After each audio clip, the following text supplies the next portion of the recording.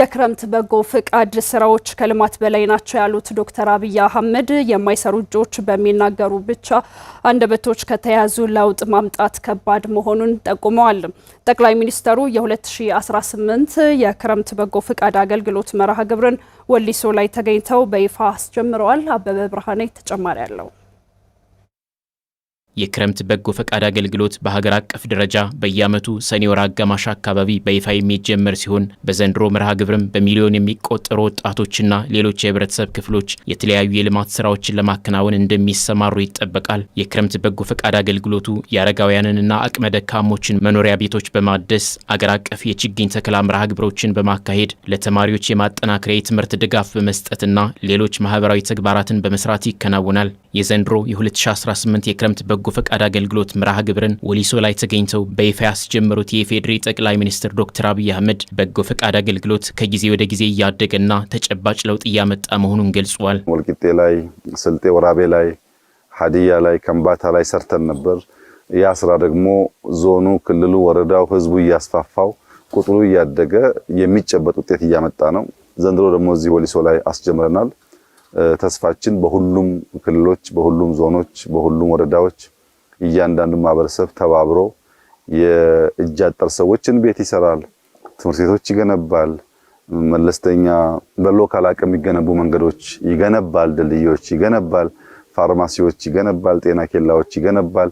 እነዚህ ስራዎች ተሰናስለው መንግስት በበጀት በእቅድ ከሚሰራቸው ጋር ሲደመሩ ነው የኢትዮጵያን ብልጽግና የሚያረጋግጡ። በመንግስት በጀት ብቻ ሀገራዊ ብልጽግናን ማረጋገጥና ችግሮችን መፍታት እንደማይቻል የገለጹት ጠቅላይ ሚኒስትሩ የተደመረ የህዝብ እውቀትና ጉልበት የስኬትና የለውጥ ቁልፍ መሆኑንም ጠቁመዋል። የኢትዮጵያ መንግስት ባለው በጀት ባለው የገንዘብ አቅም ብቻ ሊረጋገጥ የሚችል ብልጽግና የለም። ብልጽግና የሚረጋገጠው ያለን ትልቁ ሀብት ሰዋችን ነው።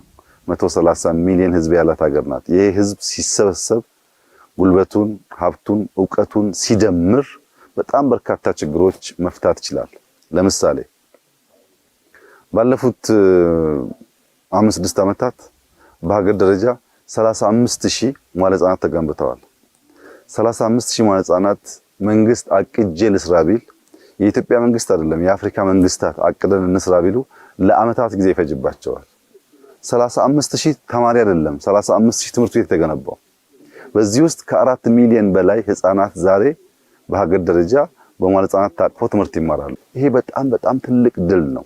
የክረምት በጎ ፈቃድ ስራዎች ከልማት በላይ ናቸው ያሉት ዶክተር አብይ አህመድ የማይሰሩ እጆች በሚናገሩ ብቻ አንደበቶች ከተያዙ ለውጥ ማምጣት ከባድ መሆኑን አመላክቷል። አሁን ያለንበት ችግር የማይሰሩ እጆች በሚናገሩ ብቻ አፎች ተይዘው ልማት ይመጣ፣ ሰላም ይመጣ፣ ብልጽግና የሚረጋገጥ ይመስላችኋል። ያ መሆን አይችልም።